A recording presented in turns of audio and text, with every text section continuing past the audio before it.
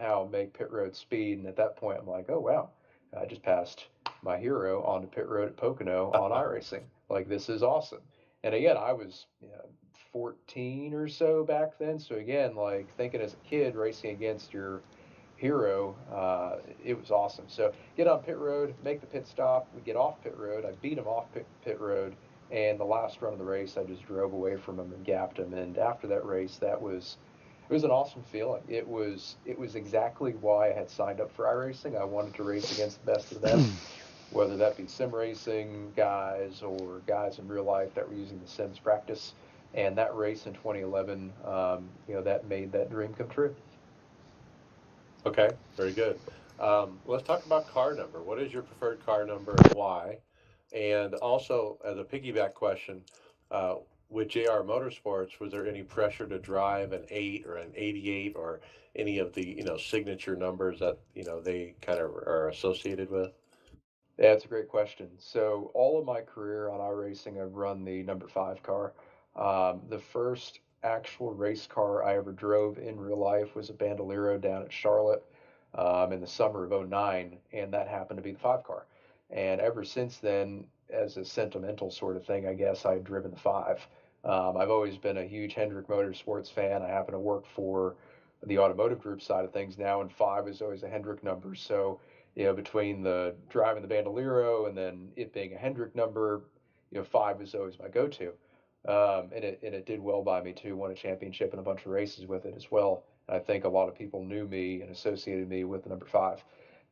When Junior Motorsports drafted me this year, I had asked them if I could keep the five, since it was a Junior Motorsports number up until the end of last year. And they wanted to keep things parallel with real life. So they said, we can't do the five, but we can do the eight or the 88.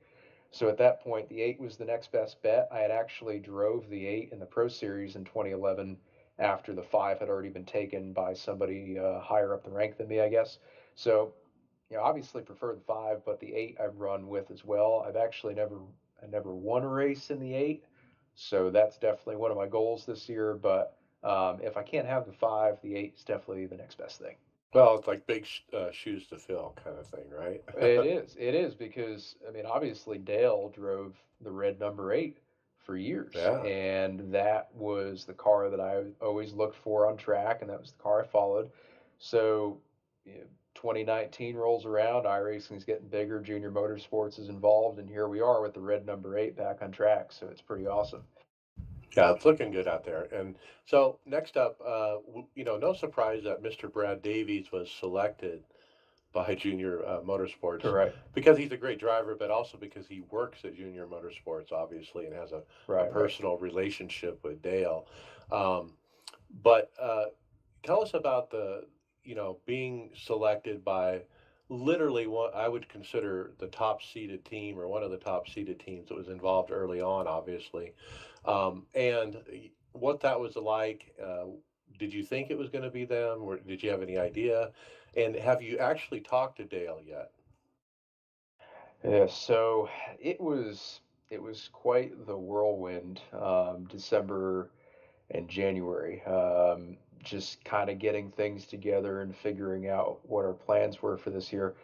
We didn't know about the draft until it was either really late December or early January, and up to that point, we were actually working with a team that is now currently in the draft. We were working with them to put together a pretty big deal. It was going to be massive, probably the biggest deal in peak history. And we were so close to signing with them. And then all of a sudden, they hear about the draft. We hear about the draft. And we're like, well, I guess we can't move forward with that. So we put all that on hold. And between us putting those plans on hold and then the actual draft results coming out, there was a good like 3 to 4 weeks in between. So at that point, I'm ready to find out where I'm going to end up. Like we were so close to a deal, and now I've got to wait, and there's all this suspense. So after that kind of fell through, I didn't really know where I was going to end up. I had heard through the grapevine that I was pretty far up the draft order. Um, Top three is what I was able to find out. So I knew that I was going to be, or at least I thought I was going to be picked pretty early on. I had hoped that I'd be picked pretty early on. And the night before the draft actually happened, Brad Davies sent me a message and he was like, "Hey, can I call you?" And I've worked with Brad for a couple of years now with the Team Conti deal, and we've worked on setups together, and we've been friendly, but we're not really on a "Hey, can I call you" kind of basis. So I knew something was up there. So he called me and he was telling me about how JRM was part of the draft, and they were pretty far up the order, and they were looking at me as their number one pick if they could get me. And I, I was in shock at that point. I didn't know that it was going to work out that way, and I was honestly honored to be in the running for them and to be labeled as their top pick. So, yes, going into the draft the next day, I had an idea of where I was going to end up, and then he was able to confirm later on that day that they were able to pick me as the third pick, and they got what they wanted. And at that point, I had gotten what I wanted too. If we couldn't have the deal that we were going to put together before the draft, then obviously Junior Motorsports was going to be my preferred drafting team. Again, with the Hendrick affiliation, looking up to them for all these years, that was going to be the team I wanted. I wanted to drive a Chevy. So a lot of things going on there, but it was definitely a big deal for me, and I wouldn't have wanted it any other way. Yeah, absolutely. That does sound exciting. Um, okay, and so let's talk about the race a little bit. You were running really good there. I mean, P5, and at the beginning though, it was kind of your race. It was in your hands there for a while. Um, and also tell us, you're looking for a sponsor too. I heard about that. Yeah, so I'm glad. I'm glad the message got out there. So that means that my interview went well. So that's positive. So good to hear. The race went really well for us. Honestly, we've qualified in the pole the last two races now, which is awesome. Auto Club wasn't as awesome. Our race pace wasn't where it needed to be, but we worked on it, and Texas race pace was really good. I'm not sure if we quite had enough to completely outrun Lusa, but we were there with him. We just got on an alternate strategy. We didn't think we could make it on two stops. We went for three, and it ended up costing us more time. So at the end of the race, before the last or the second to last caution, we were going to finish eighth, which we finished eighth a lot this year. So I was hoping for something just different than eighth, better or worse. And we got those last two cautions and got lucky on a couple restarts, didn't get caught up in the slew of wrecks that were right around us, and finished fifth. So we've had four top tens so far this year to start the season. And we've had, I think the stat is 11 top tens out of the last 12 races dating back to last year. So we're consistent as can be. We had a great end to last year, and we've started this year off the best we've ever have. So obviously, the next step for us from the business side of things is to bring some partners in. We've got Junior Motorsports on the car, which is awesome. Repping JRM, that's cool and everything. But we want to get some new blood in, I guess. We want to get some people excited about it, and we want to show that there is a return on investment with sim racing. The viewership is up exponentially this year. There's been a huge push from NASCAR and the teams involved to market this deal, and I haven't talked to or seen one person that's watched Peak for the first time this year that hasn't watched again. This series is hooking people in. The racing is outstanding every week. There's never a shortage of action. And with how big esports is getting and with how this series is growing, we really think that if we can just bring some sponsors in here, we can show them that esports is the way to go in the future. And we're hoping we can attract some attention to that and get some people on this car. That's right. Get in early before it Yeah, blows up. absolutely. Well, I mean, if you would have gotten in a couple of years ago, and I'm not sure if I'm supposed to talk about this, but hey, why not? Um, we were asking for peanuts for sponsorship, like $10, $15 a race Right. on a championship winning car. At most, maybe I made $50 a race for primary sponsorship. Like, but now main performance PC treated me very well, and Mike gave me a bonus in 2014 after the championship. So outside of Mike, we it was not a very lucrative deal for us as drivers from a sponsorship standpoint. We basically had to bank on placing and getting some cash from iRacing. But I mean, even now, it is dirt cheap to sponsor one of these cars. I don't even think you could sponsor a local car at like a short track level for the price that you can get in on a peak car right now. So I mean, now is the time to buy. Now is the Right. time to get in because it's only going to get more from here. Oh yeah, and the purse money this year is amazing too. So that's No, very cool. it is. I mean, 100 grand spread across the top, 25, I think it is. That's huge versus the last several years. We were excited with 10 grand back in the day. Now we got 100 to fight for. So. Right. Yeah, it was a huge surprise when that came out. Okay, moving on. Last question. I want to ask you about Brandon Hastings. He's on your team. Why I like to follow you is part because of him. We actually follow Brandon on the forums, and that's how we get ideas for the podcast topics. He's one of the few people that we do follow on a regular basis to get ideas for topics. But anyway, tell us about Brandon and how his schedule works because he is a full time job working for Penske Racing, and he's at the racetrack, the real racetrack during the weekend. So, how does that work? So, I'm actually surprised you guys listen to Hastings because, I'm not sure about some of the things he says sometimes in the forum. But anyway, moving on.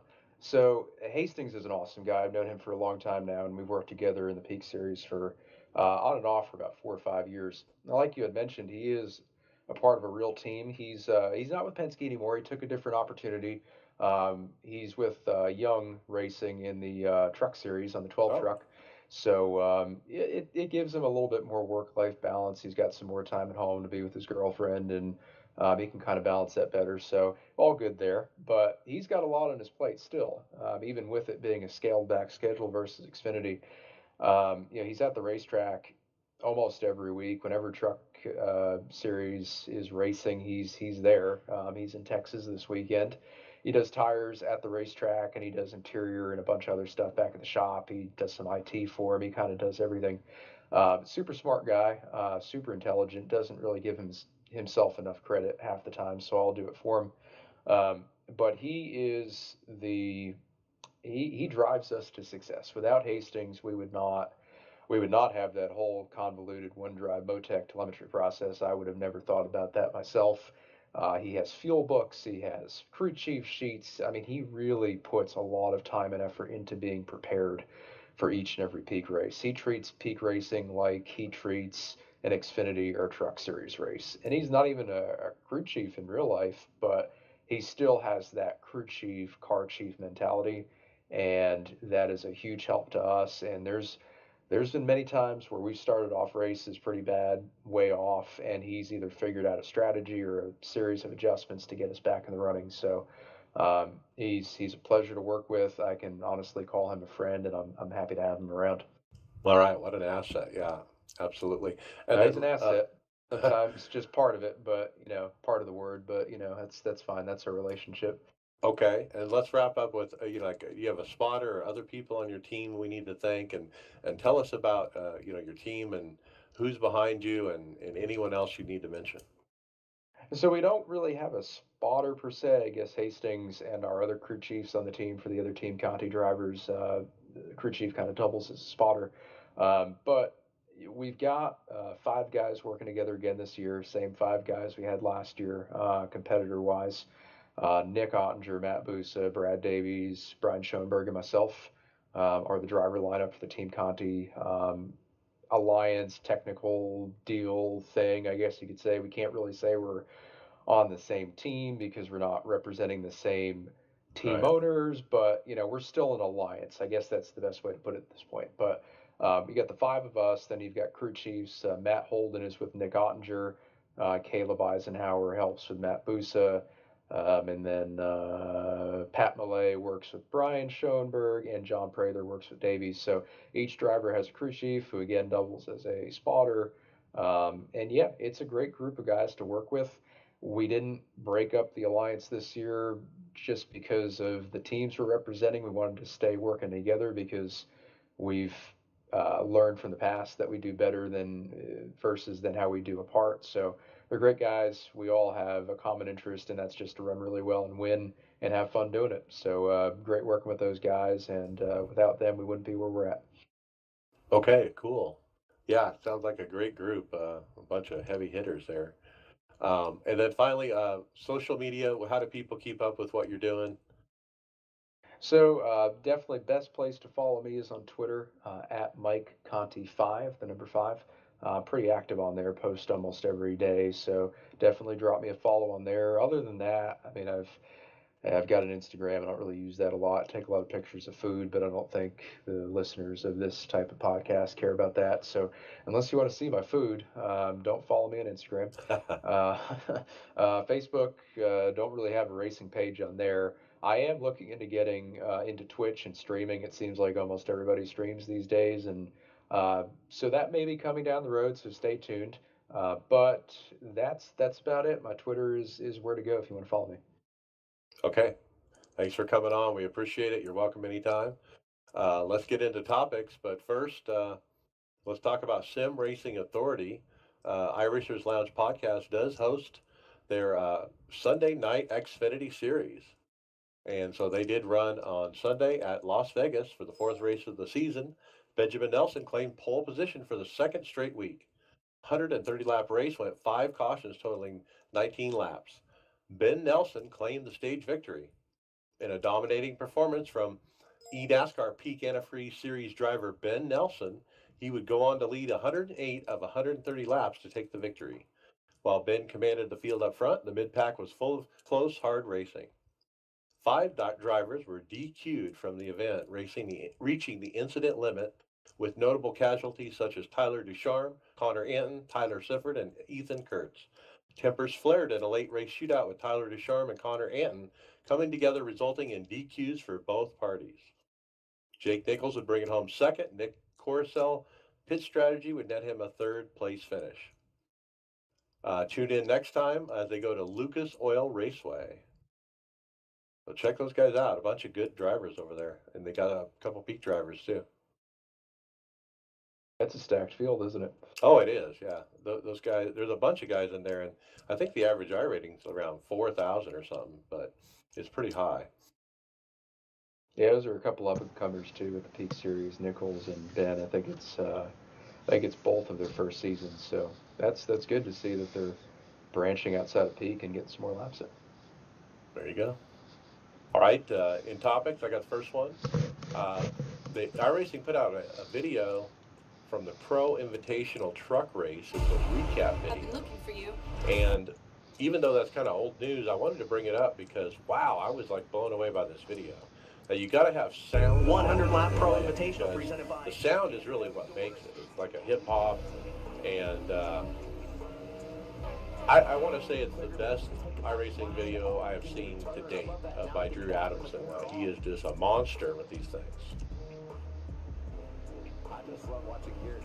But it was so cool because you could hear like Michael Waltrip in the background a little bit, you know, making a call.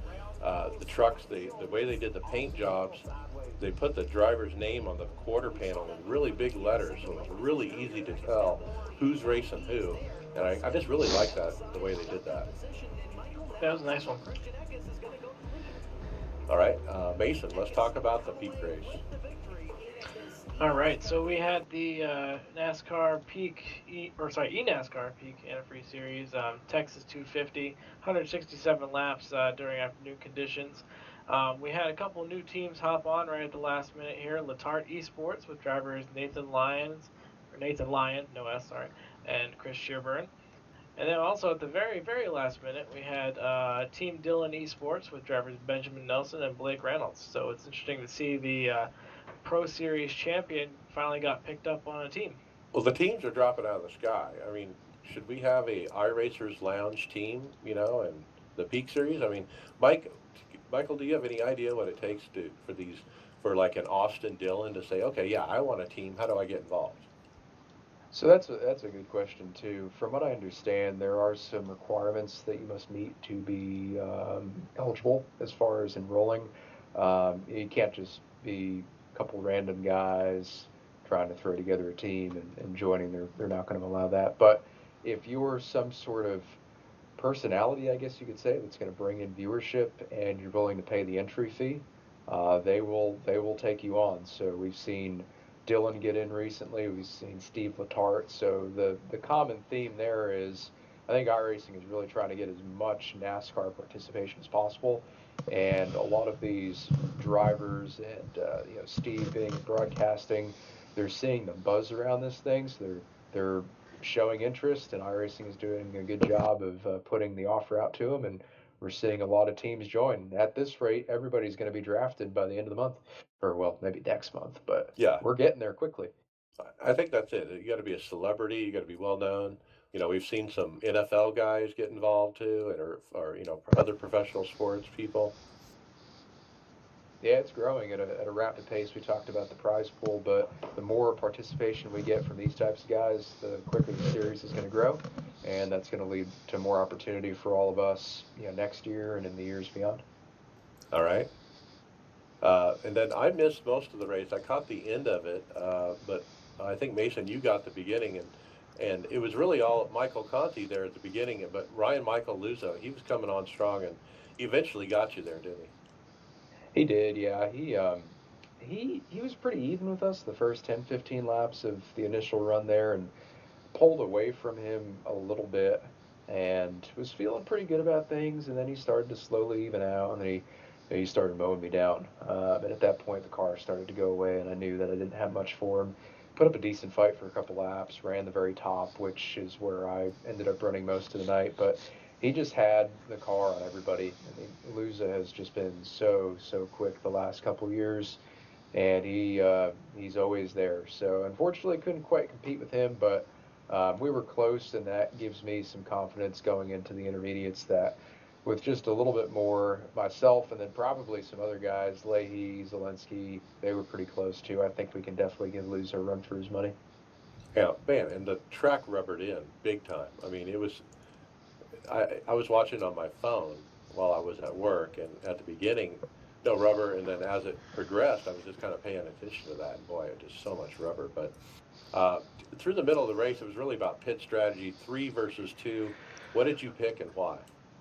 Oh, we picked three because we didn't know two would work, and that's just as simple as it would, as Math as didn't I could prove put it. it. Math didn't add up going to the race. When we did a fuel run, we ran 51 laps and ran out of gas.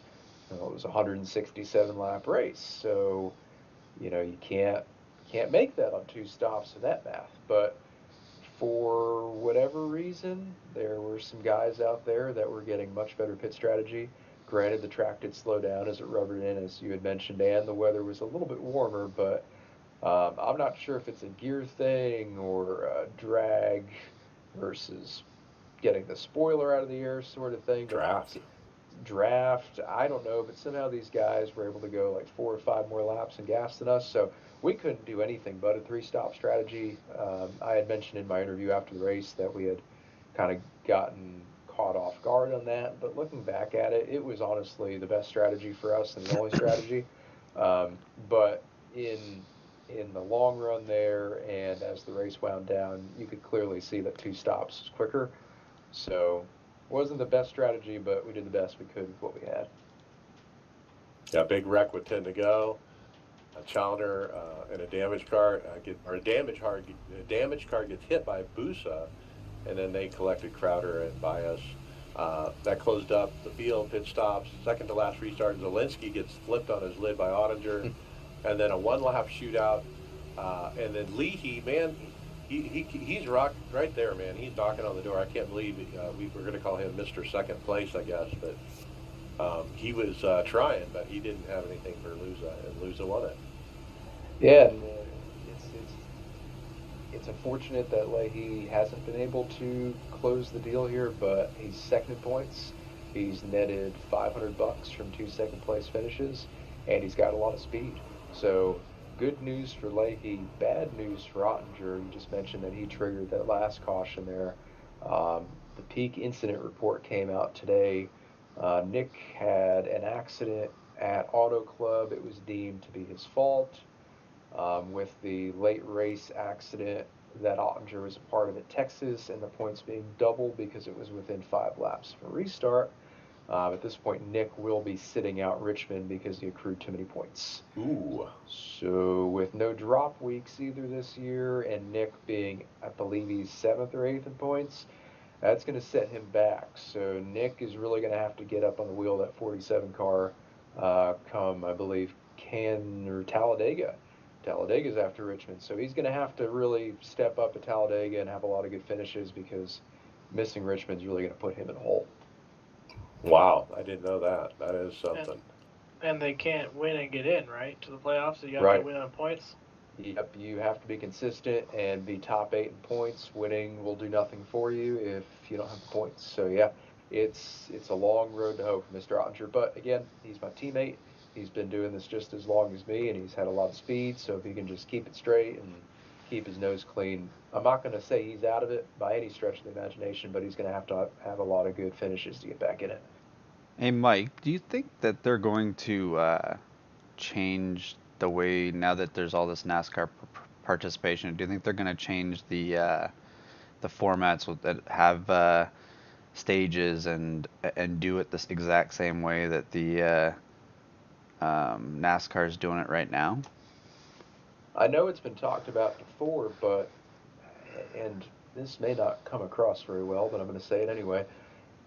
iRacing, the Peak Series, even without stages, there's really never like a lull in the action. Like, yeah, we had a long green flag run at Texas, but still, there's cars racing everywhere on the track, and the broadcast did a fantastic job of showing that. Yeah. So, NASCAR, iRacing, they've talked about it before, but honestly, the consensus has been the racing at Peak is phenomenal.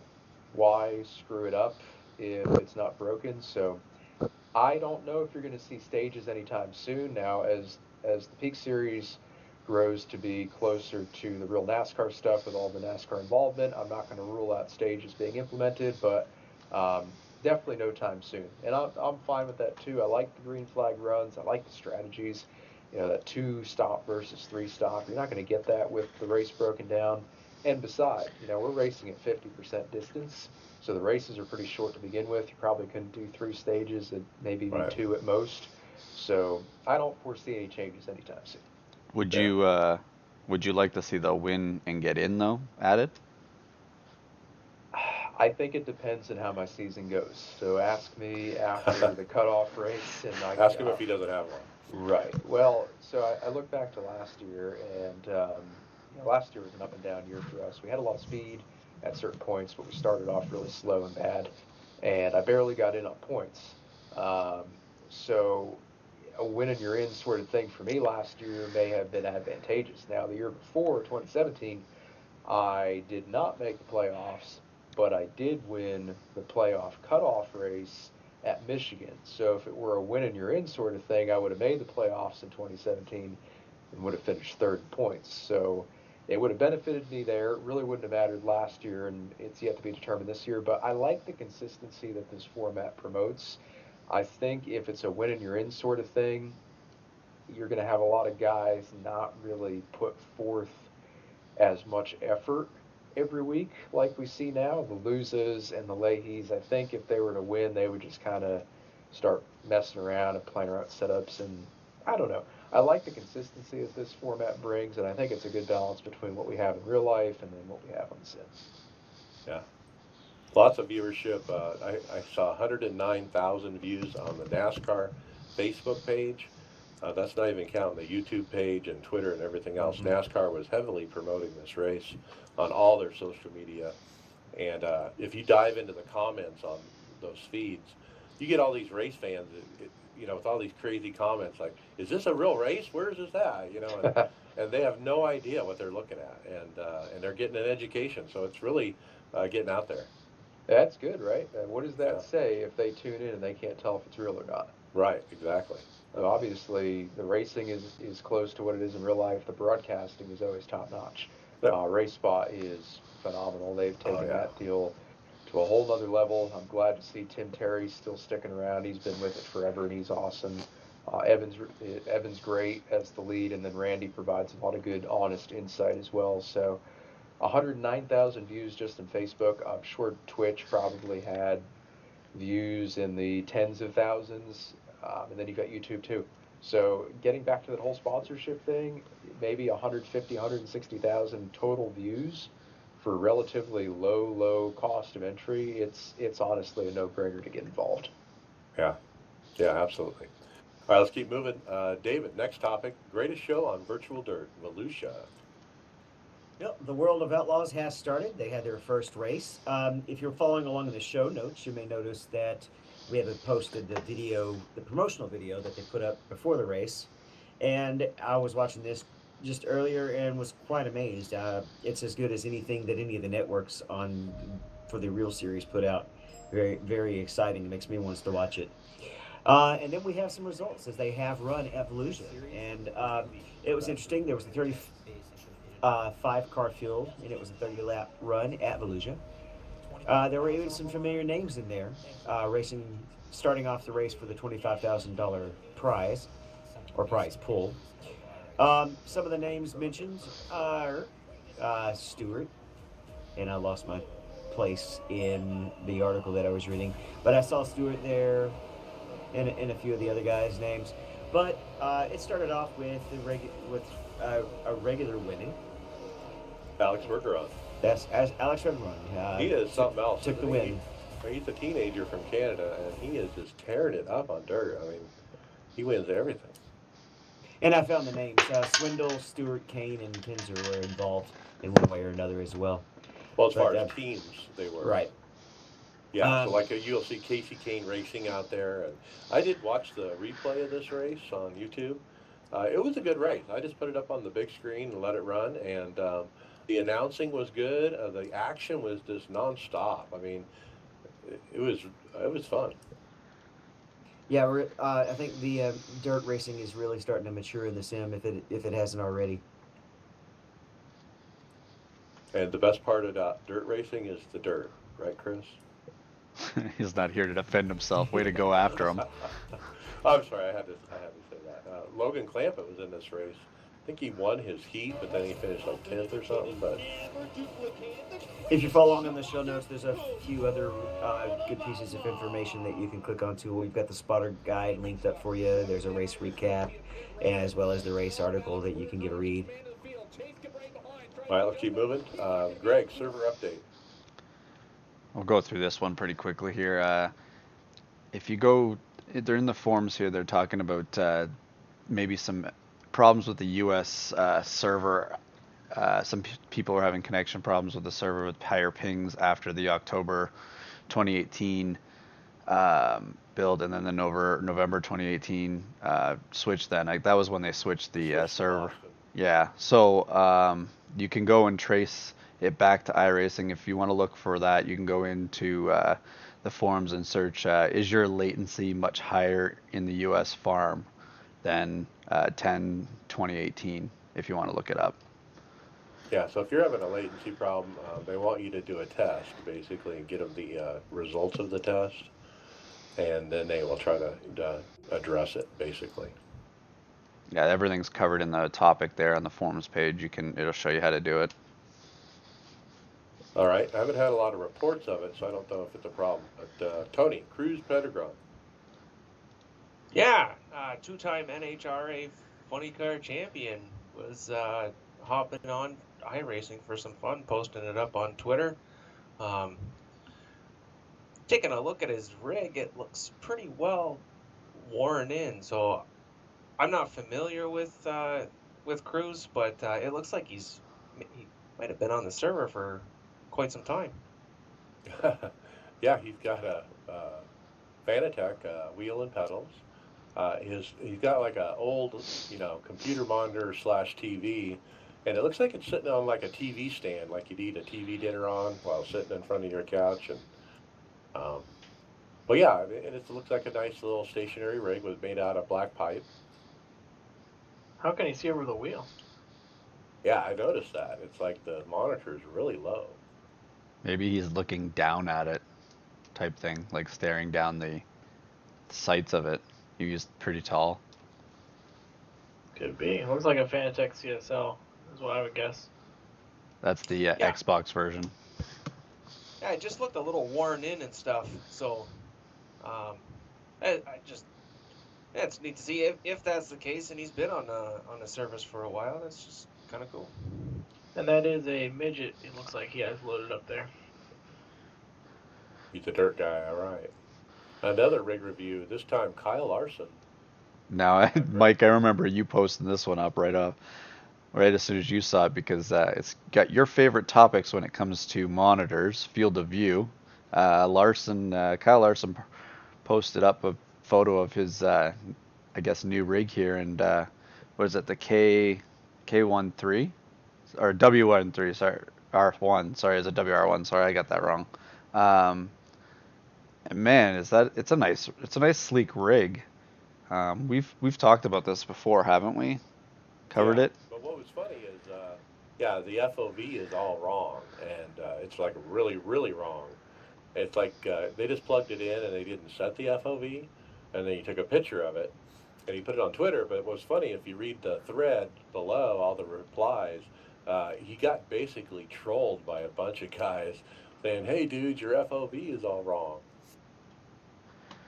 Well, and But then I guess afterwards, Larson's wife, Caitlin, got into it and was doing some laps in the dirt at the Chili Bowl, and and they got the FOV fixed for yeah, that. it looks like it looks like pretty good, and it's a nice rig to look to drive on. It looks like he's got all the bells and whistles there. With I really like that rig just for the fact that it's such a small footprint that it takes up. It's not a Yeah. very big rig. No, Um, and the computer sits in front of the pedals. yeah, so everything's like within what would you say? It's 2 feet wide by like 8, maybe 6 to 8 feet long. Right. Anyways, so then who got behind the wheel here that she was I don't know, is that I don't know who she was telling there, but how to drive. But his wife was giving some more tips to someone else that was testing here on how to drive uh, the chili bowl. Seemed like just a guy around the shop, I think, or one of their partners. Yeah, so she gets in it once, and now she's telling him what to do. It's good on her. All right. I got the next one. Nick Ottinger from the Peak Series, he posted up on Twitter. He came home from a trip and had a surprise from his Peak team, JTG Racing, and their sponsor, Kroger. They had a bunch of boxes sitting at his house of products from Kroger. And he put up a picture of in his kitchen with Scott paper towels and laundry soap and Clorox detergent and Downy bleach and Tide soap and Dawn dishwasher soap and all kinds of stuff. Pretty cool. They hooked him up. I guess he didn't get a computer like Conti though. But hey, I'll take some cleaning products any day. Okay, next up, I'm going to do this one too. Trading Paints Pro. I kind of got a better handle on how the new paint stuff works, and so I wanted to share that. Um, so basically, if you turn on in the options under graphics inside the sim a check mark that says hide car number, then you will see a custom number if somebody has uploaded it to Trading Paints and if that person is a Trading Paints Pro subscriber.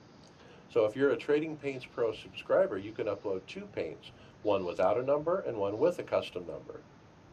And so if you are that person who does that and uploads both of them, and you're in an NIS official race, and you're in front of me, and we're about to go green, and it's telling me to pass the 20 car, pass the 20 car. But in front of me, I see the one car. I see visually a one car. Why? Because I had that check mark turned on where I could see the custom numbers. And it actually messed me up because I was trying to pass this guy thinking I needed to be in front of him when in fact he was the number that I was supposed to be behind. But visually I couldn't tell that. And so I ended up unchecking that box because of it. I guess the lesson is you only want to check that box if you're actually in a league that actually assigns numbers and that everybody in that league is using Trading Paints Pro. That's really the only time it really makes sense to have it on. What do you think, Mason? Did I get that right? Yeah, David Tucker made an interesting comment here. He said, or you could just put it in your car folder by hand, but we weren't sure if other people would be able to see it or not. No, you would only see it in that situation. But you would only see it in a replay because when you're in the car, you're not seeing your car number. Duh. Yeah, it's a whole ball of wax if you want to deal with that. I don't So understand why they have it set for official races. I don't see the point.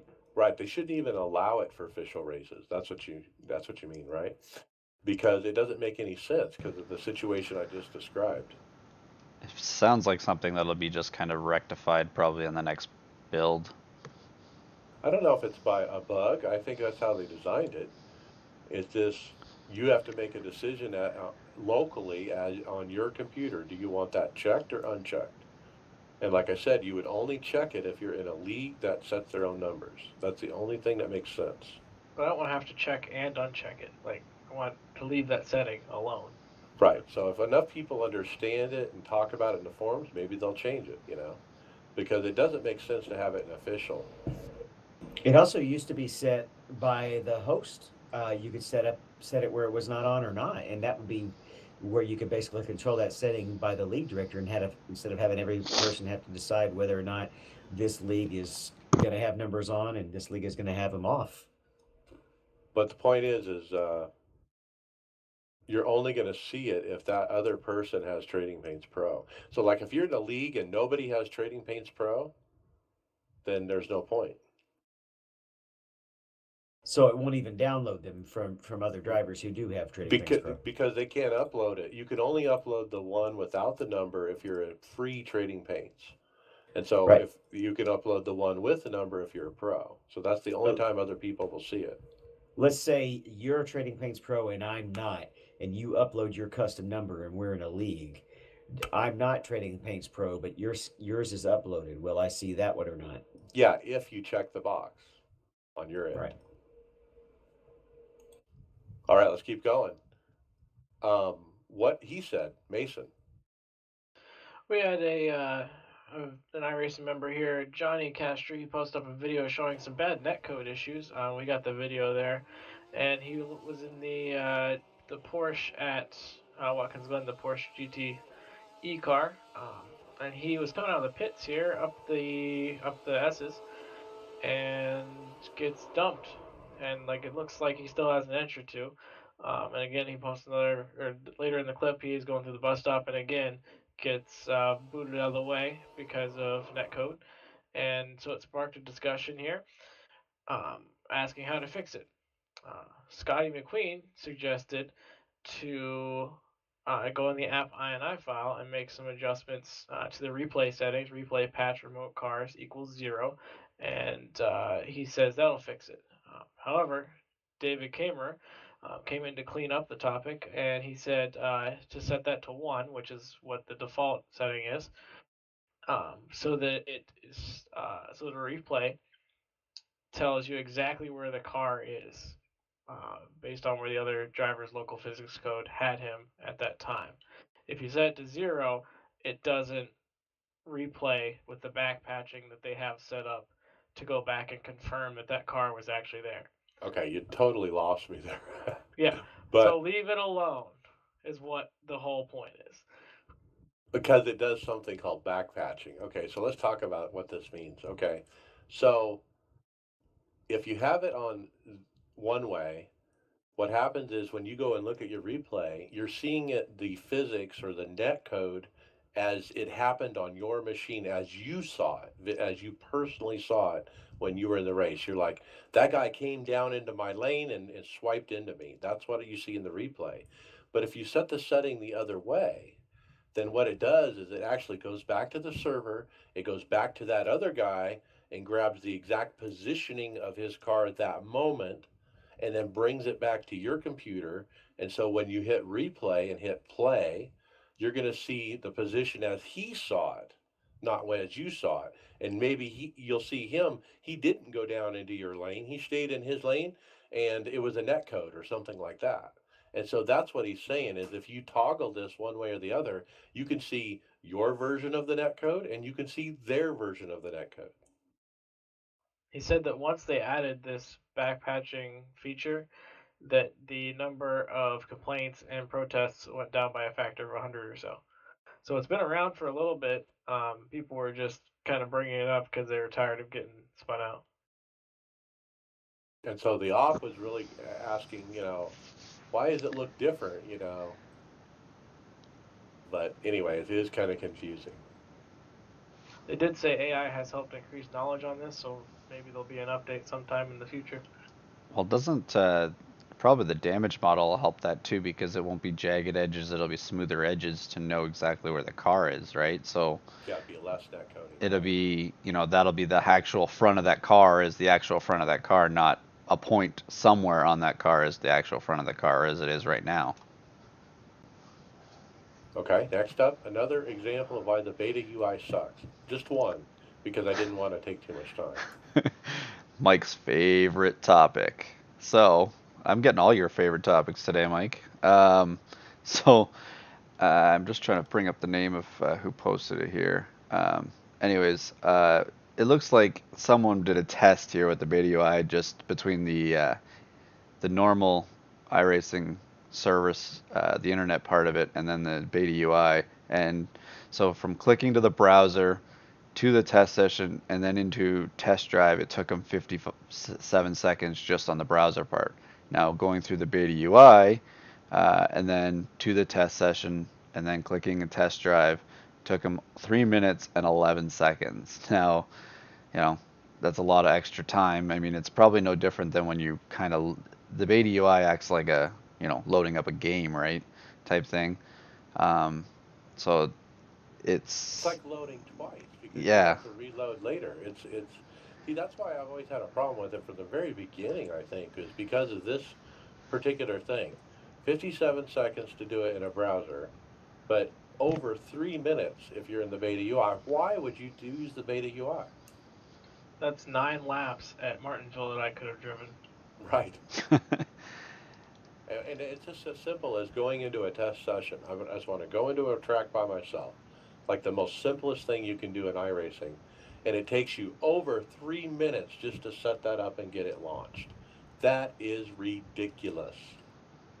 yeah, and like I said, that it's acting more like when you turn on a video game and start it up than it is just as the service as an internet browser when you turn it on, it's right there. It's just it doesn't it's like the beta UI is for something that they're trying to do in the future that we have no idea what it is anymore, like what they're gonna do. Um, there was another example here. I'm gonna butcher this name. Is it Giepsi? Um, Kurkio. Sorry about that. Giuseppe. Giuseppe. Sorry, my bad. Um, he posted about having problems with the time zone issues again in the beta UI and them not staying when he clicked on them. And Steve uh, has gotten back to him asking about it, and I don't know if there was any solution from it at all. It doesn't look like they've No, they resolved the just issue. fixed it, and apparently they didn't fix it, so it's not fixed. So, Yeah. but yeah. All right, let's keep going. I got this one. A new tire model version 7 issue has surfaced. Um, And this is a tough one. I kind of was begging for help. I hit up Hammer, but he's too busy doing other stuff. And there were 48 pages on this forum topic. And of course, I can't sit and read all 48 pages. But um, anyway, what it's all about here is the main issue is that a flash temperature is either not modeled or correctly. This would result in a roughly linear function between the friction coefficient and the tire temperature. It would also explain forced understeer, which equals more grip since you are forcing heat into the front by increasing slip angle, which absent flash temperature modeling would mean more grip. Now, I know that doesn't make a lot of sense. Here's another way to put it. The number one problem with this combo was the fact that turning the wheel more resulted in more grip. So imagine at Belgium going up through La Rouge, the most famous corner, and you're turning the wheel and you're going through the corner and you're at the edge of grip. But if you turn the wheel more than you should turn it, you get more grip for some reason. That's the bug. So can you imagine that, David? You're driving your Ferrari and you oversteer the car, and it somehow gives you more grip. I only ran a couple of races in the Skippy, so I didn't pick this up. But yeah, it's a bug. Here's the good news. They put this out as basically a beta test, and they found it. So I'm glad that they're finding this on one car instead of All having of it them, being right? put out on all of them. So I think it's a good move. I don't think it's a catastrophe that this bug has been found, and I'm sure iRacing will be working to fix it as soon as they can. So I hope they use more of this deploying things with one car in the future, so that we can get the beta test out, because it happens all the time. You use beta testers, and it just doesn't find what happens once something actually goes release. Yeah, and another thing that's been an issue with the Skippies, I guess, and this new tire that I've seen in a couple other Facebook posts in the driver's world has been if you are spinning the car out, it's better to have a neutral wheel when trying to save it than having a counter steer wheel. It will spin it out further if you counter steer, which is counterintuitive. Like if you try to save it, you'll wreck for sure, right? Yeah, that's what I've been seeing from a whole slew of people that have Yeah, been commenting on it. yeah, I saw that too. All right, let's jump to hardware software. Greg, Christopher Bell rig review. So this is pretty much basically the same version Different of color. the one that just a different color, the iRacing colors. It looks like it's actually the iRacing version of it. Um, WR1 sim chassis that Kyle Larson had. He was just posting it up on Twitter here and just basically showing it off. It looks like he doesn't have the same monitor as Kyle, Yeah, but smaller. smaller. But it's a you know in this color it looks really nice as well, and it looks like he's got it on. Looks like he's got on rollers there to transport it around wherever he's showing it off. I guess right now. I don't think that's where he sits on it on rollers, but uh, That's kind nice of rig neat. though. I mean, you talked about the small footprint of that. I mean, it's so small you can just put it on a couple furniture rollers, and roll it around. Well, like that right there is for like a compact, that kind of rig there, is for like a small room if you wanted, if you got it on rollers like that, keep it out of the way. That's his motion rig. Motion. All right. David, new HP Reverb headset. This headset is a very high end set. It's running prices are starting at 600. The couple of things that they're boasting on it is a 2160 by 2160 per eye resolution. That's pretty much more than double the Rifts and Odysseys that first came out. Another one of their selling points is that they're using a true LED strip instead of OLED, which is supposed to help reduce the screen door effect. It does come with hand controllers. It doesn't require video cameras. The head strap and stuff is still looks like it's kind of a Generation One style head strap. But my biggest concern with this would be at that level of resolution and the fact that it's staying at the 90 hertz refresh rate. What computer can run it? And several people in the forums asked the same question. But uh, for a top end gear, it looks nice, but it's going Yeah. to require a beast of a computer. 114-degree FOV, and it does look nice. This is definitely on par or better on the new Rift we talked about with $200 more. Um, I would definitely be looking at this if you were looking at new VR. But yeah, you got to have a computer, don't you? Could this handle the coat hanger mod? Maybe. It I looks don't know like if the it'll same end up being design. necessary or not, but looking at the top, I don't know if it were required or not. You know how it can be with any piece of equipment. The part on my Rift that broke is just this really tiny, like millimeter thick piece of black plastic, and so, uh, but I'm pretty well probably sold on buying the new Rift when it comes out because of the not just because of the coat hanger mod, but it looks like it's gonna. I'm really expecting it to be more comfortable with the way they redesigned the strap system. I enjoy the comfort of the Rift. I don't get nausea like a lot of people do, but after a certain while, the pressure points on my face, if I get an hour or two into a run, can start to really become a little uncomfortable. Okay. HP Reverb. That's what that's called. Next up, I got a rig review of McLaren. Uh, McLaren Applied on Twitter. That's the name of their Twitter handle. They put up a Twitter post showing a vehicle dynamics simulator that's being used by the world's largest automobile manufacturer to develop their next gen road car. And so this is a professional simulator, and I thought it looked cool because it totally is like the dash of the car. It's like a real dash of a real car, like a real car seat, and all that is like one piece, and it's all on a big motion rig, and then they got a big old half circle, projection screen, so to speak. But it looks like custom software. My question is with stuff like this, like obviously the net dash is not really necessary for anything. You just that they only have one area here that's really being used. At the end, this picture of it that we have on the Twitter page here, is it basically just to trying to create a field of view vision, like something to look over? Is that what the Right. idea is? Yeah, it should be blocking part of the screen because you look at how low that screen goes down. It's down below her feet, even. You can kind of see in the front.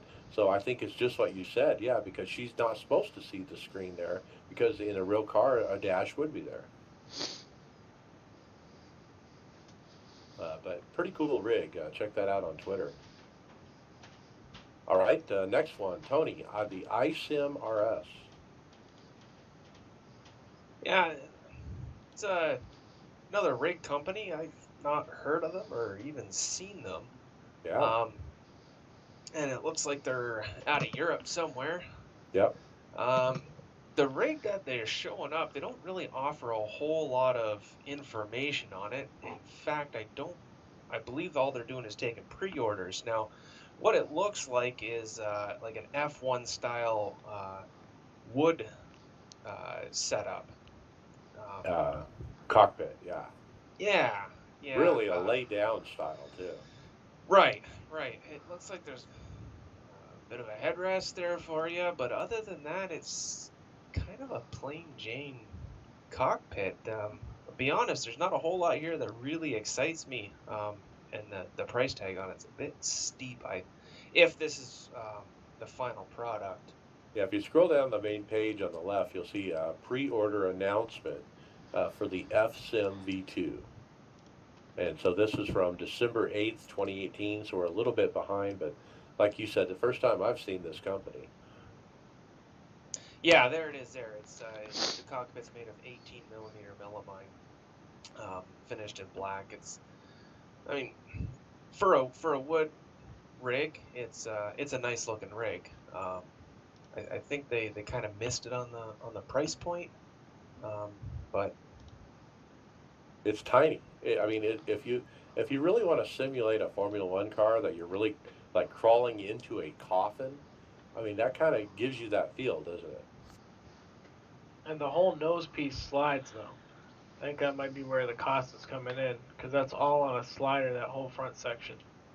So it's adjustable for different length people. Right. The seat doesn't move. The pedals move to you. Is I that like see. foam that it's sitting on? It looks like foam that you sit across. Doesn't look comfortable, that's for sure. And I've never been a fan of the Formula One style rigs, where they're more of a laying down kind of look to them. So I've I've never sat in a Formula One rig, but I've sat in some like Formula One style go karts, and those seats are like amazingly comfortable.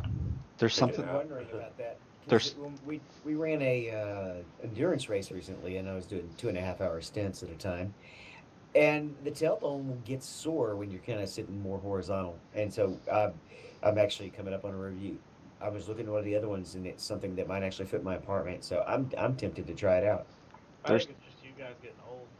no, there's something about that the way you sit at the F1 style takes pressure off of certain parts of your body, just the way you're kind of, it's like hanging in a hammock type thing, the feeling of like the way you're not fully up but you're also not fully down too, so Yeah, there is something about it. changes your center of gravity, so it's kind of It- the spread more across. across the rest of your body. Yeah, and the pressure points are spread out as well, like you said. When I'm in the basically I sit in an office chair, which is mostly comfortable, but after 2.5 hours, I'm definitely having to kind of reseat just to keep the pressure from hitting all basically one little area. So I'm tempted. isimrs.com. Okay, we got time for one more. Greg, this is probably on the opposite spectrum of cockpits. Tell us about the DOF Reality H6. Spider-Man, Spider-Man. Anyways, when you look at this is talking about a footprint here. This is you know, uh, it looks. It's basically it's not an octagon. What's the sixth one? Anyways,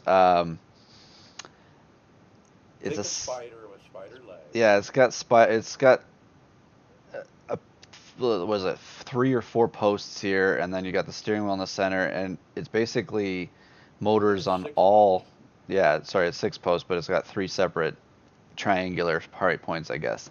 But they're all moving the whole rig sitting above it, so it's basically it just looks like a spider legs hanging off of it, off the side of the seat. And watching this thing in motion, it's kind of weird to I don't know. Those arms are taking all the weight of your whole body and everything. I don't know how good that is for the motors It doesn't too, look right? sturdy, does it? It just, what happens if one of those corners collapse? You're going over. Bam. Well, it's kind of okay. So I'm going to describe it for our audio listeners.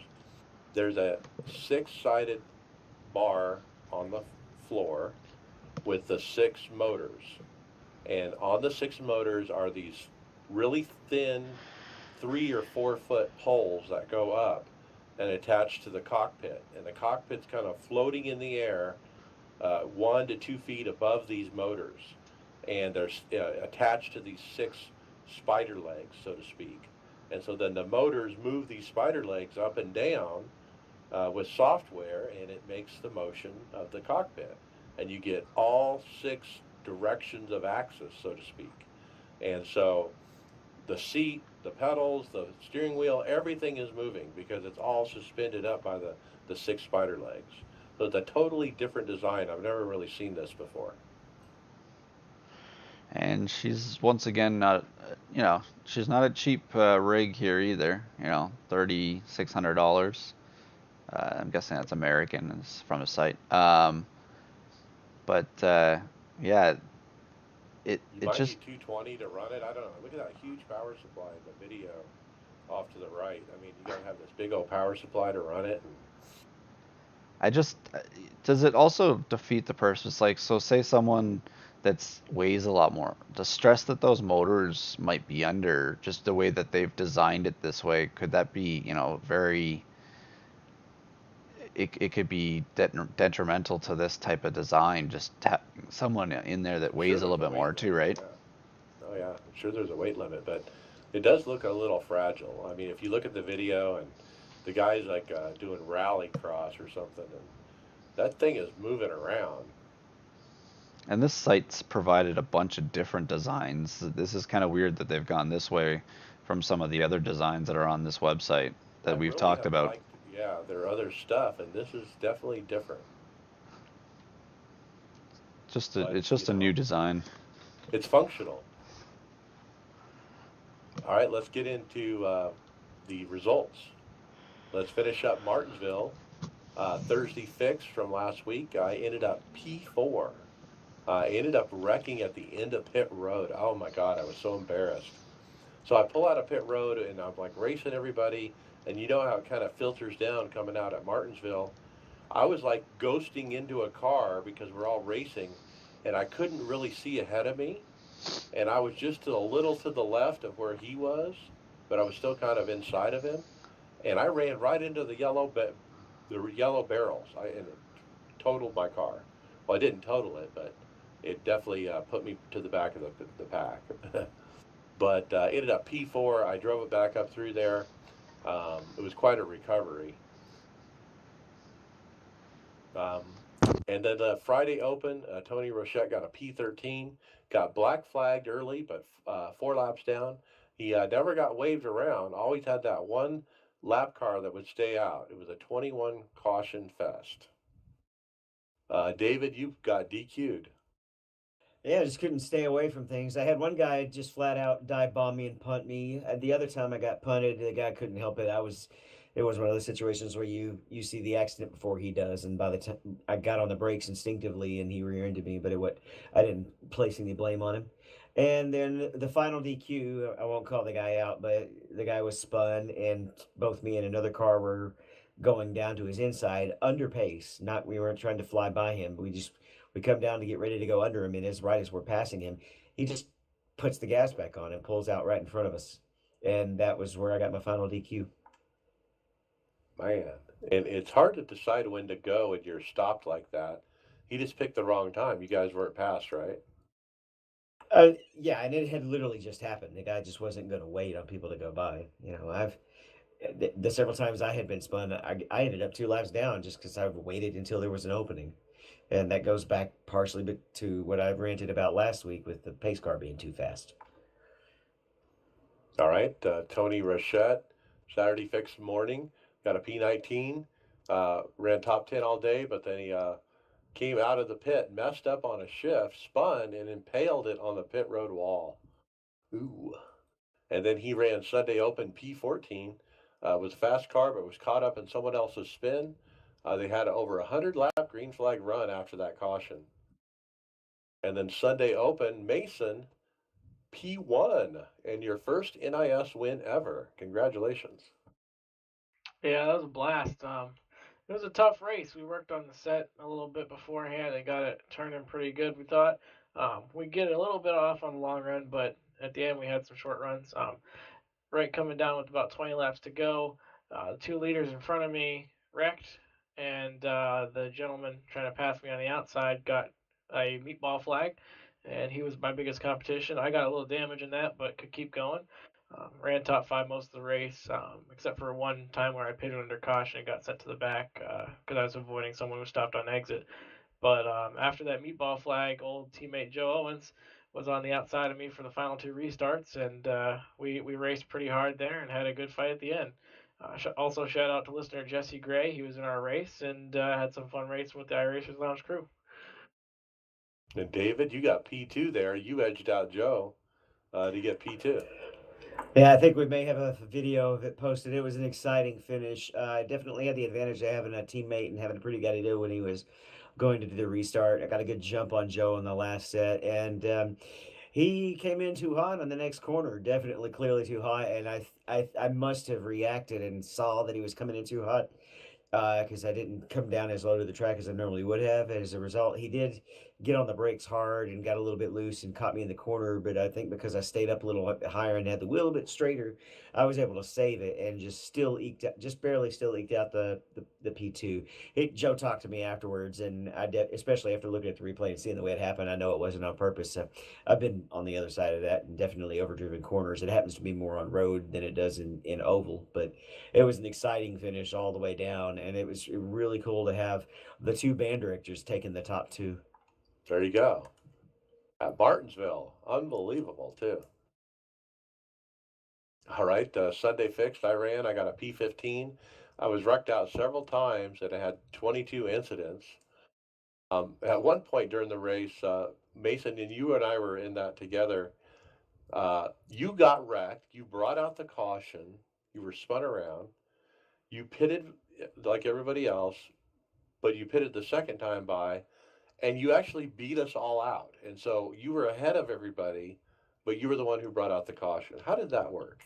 Yeah, so I spun it off of four, so it was me, just one car wreck.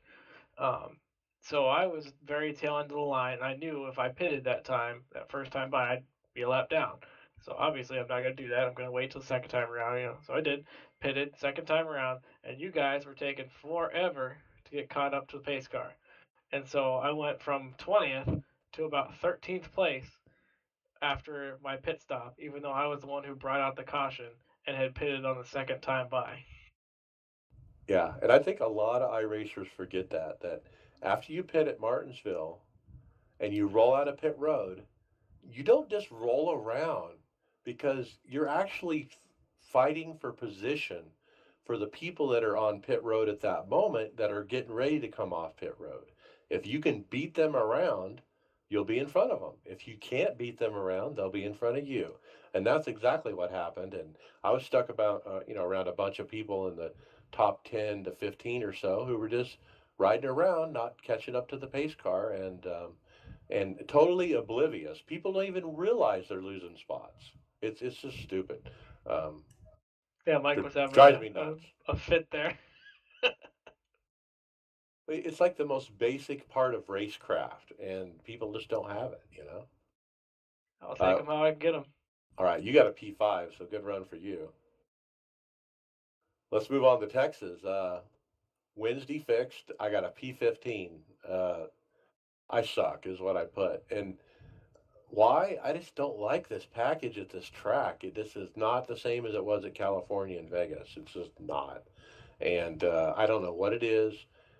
It's kind of fun during the restarts, but once you get strung out, you're just single file. And then when I get to older tires, I just fade more than others, and so I just feel like I suck there. I didn't really enjoy the race at all.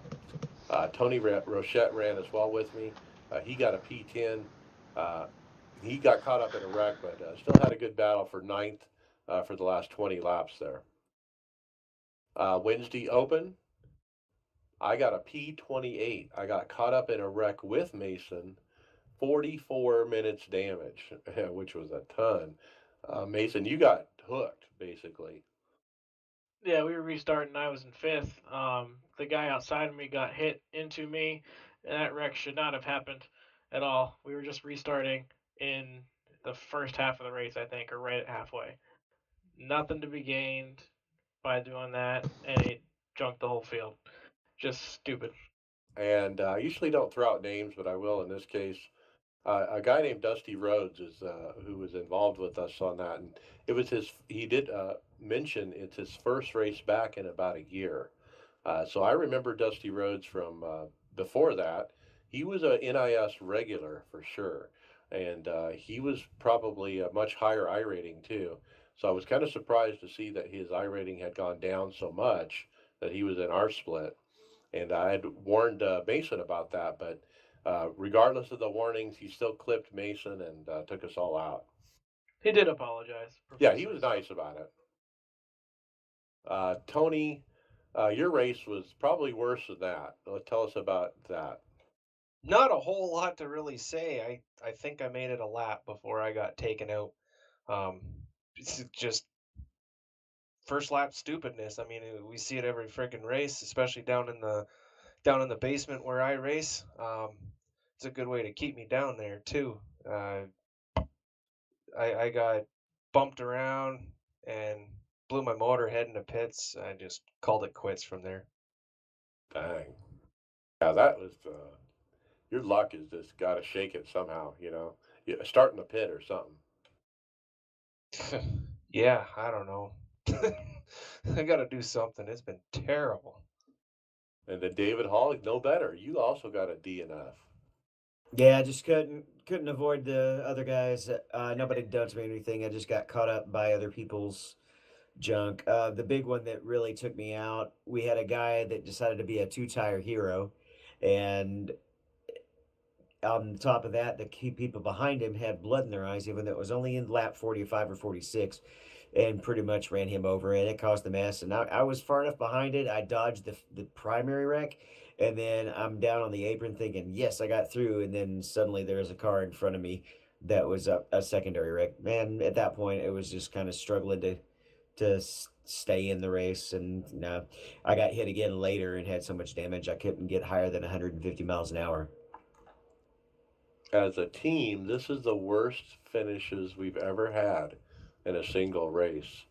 I had the best finish out of everybody with a P28. I mean, look at that, guys. I'm just embarrassed. But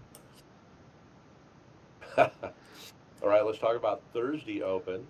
I got P dead last. Okay, well, not completely dead last, but it might as well be because I was wrecked out in the first caution.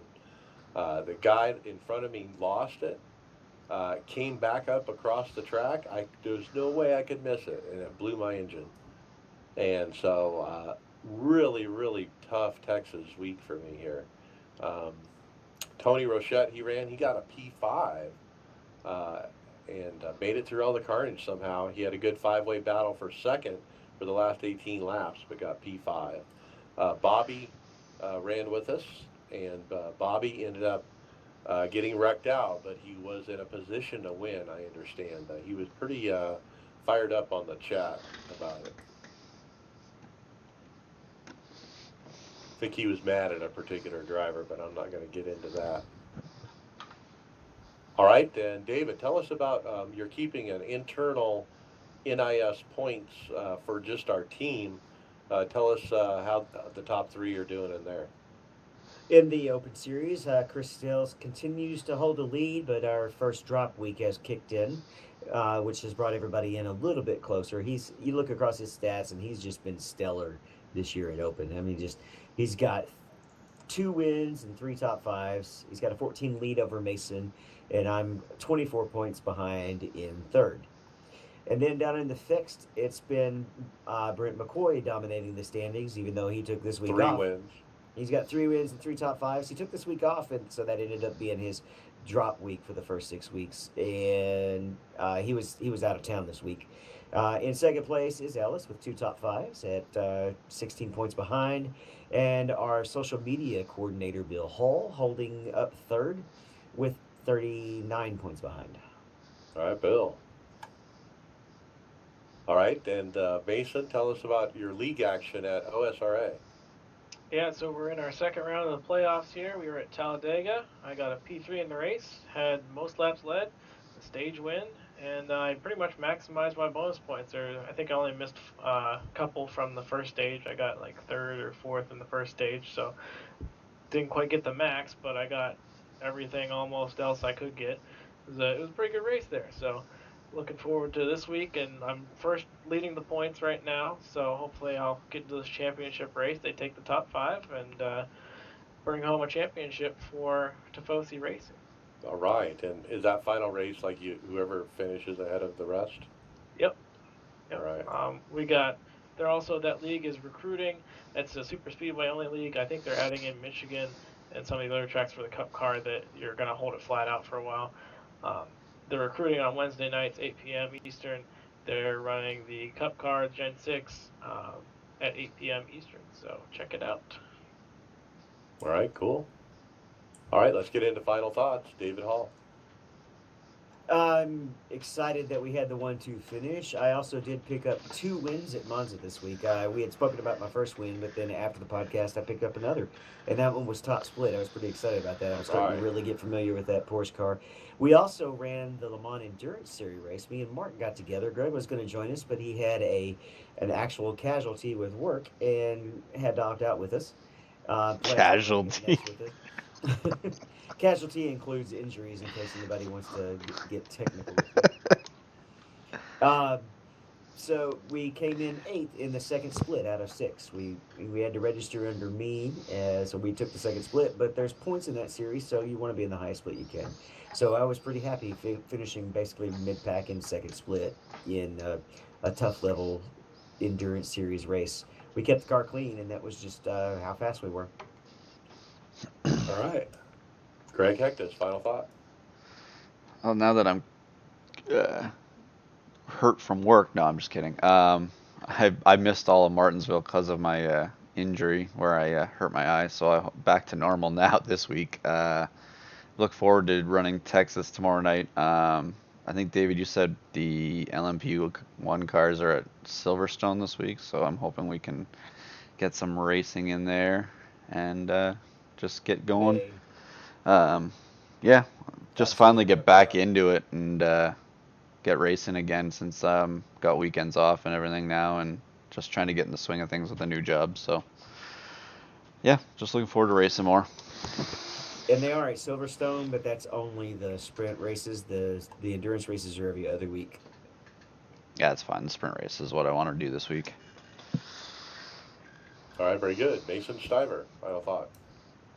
Well, I'm exceptionally excited. I got my SimLab P1 coming in tomorrow, afternoon, evening time. So as soon as I punch that clock at work, I am booking it on home to start building. All right.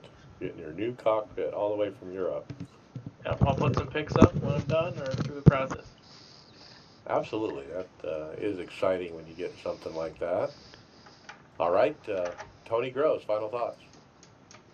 Yeah, I don't know what it is this year with the NIS series and me. It seems to be a lot dumber this year than it was last year. I don't remember, like, yeah, it's always got a lot of silliness down down in the bottom splits, but it just seems to be amped up extra big this year. I mean, Monday I was running with the old bastards at Old Milwaukee and the K&N cars.